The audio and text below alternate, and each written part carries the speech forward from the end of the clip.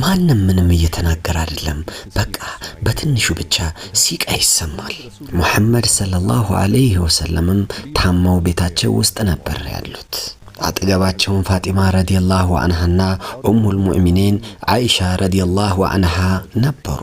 ነብያችንም ሰለላሁ ዐለይሂ ወሰለም ለአይሻ ረዲየላሁ ዐንሃ እንዲህ አሏት፣ አንቺ አይሻ ለአቡበከር ንገሪው። ነገር ግን እሳቸው ሳይነገራቸው በፊት ወደ ክፍሉ ገቡ። ነብያችንም ሰለላሁ ዐለይሂ ወሰለም እንዲህ አሏቸው፣ አንተ አቡበከር አንተ ጋር አደራ ጥዬብህ ልሄድ ነው። የኔን ሰሃቦች እንድትጠብቅ አደራ። ይሄንን ነገር እየተወያዩ ባለበት ሰዓት በድንገት ቤቱና በቤቱ አቅራቢያ ያለው ሁኔታ እንዳለ ተቀያየረ። ኑር በኑር ሆነ። እናታችን አይሻ ረዲየላሁ ዐንሃም ግራ ተጋብተው ወደዛ ወደዚህ ያዩ ነበር። ከቤቱ ውጭ በር ላይም አንድ እጅግ በጣም ውብ ያማረ ሰውም ቆመ ነበር። ረሱላችንም ሰለላሁ ዐለይሂ ወሰለም በሩ ላይ ማን ነበር የቆመው አሉ። ፋጢማ በሩን ክፈች ሲሏት ፋጢማ ረዲየላሁ ዐንሃም ያ ረሱላህ እኔ ማን እንደሆነ አላወቅኩትም፣ እጅግ በጣም ውብ ያማረ ሰው ነው፣ መጀመሪያም አይቼው አላቅም አለቻቸው። ረሱላችንም ሰለላሁ ዐለይሂ ወሰለም አንቺ እንዴት ልታውቂው ትችያለሽ?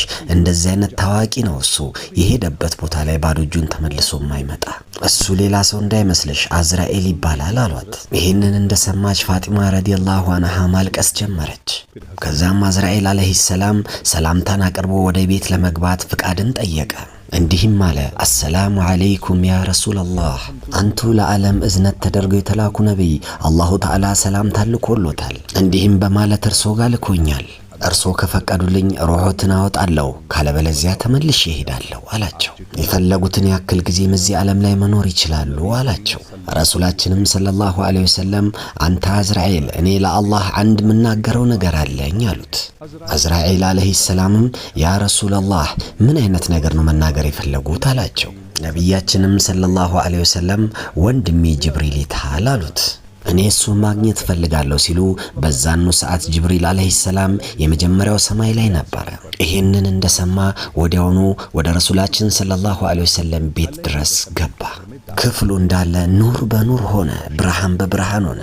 በነዛ ብርሃኖች መሐልም ጅብሪል አለይሂ ሰላም ቆሞ እንዲህም አላቸው፣ ያ ረሱላህ አንቱ የአላህ መልእክተኛ ለምንድን ነው የሚያለቅሱት?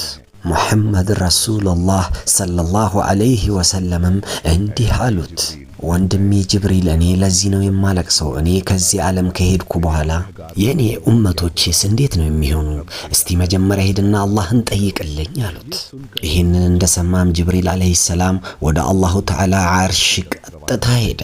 አላሁ ተዓላም ሁሉንም ነገር እያወቀ ቢሆንም ግን ጅብሪል አለይሂ ሰላምን እንዲህ አላቸው፣ አንተ ጅብሪል ለምንድን ነው እያለቀስክ ያለኸው?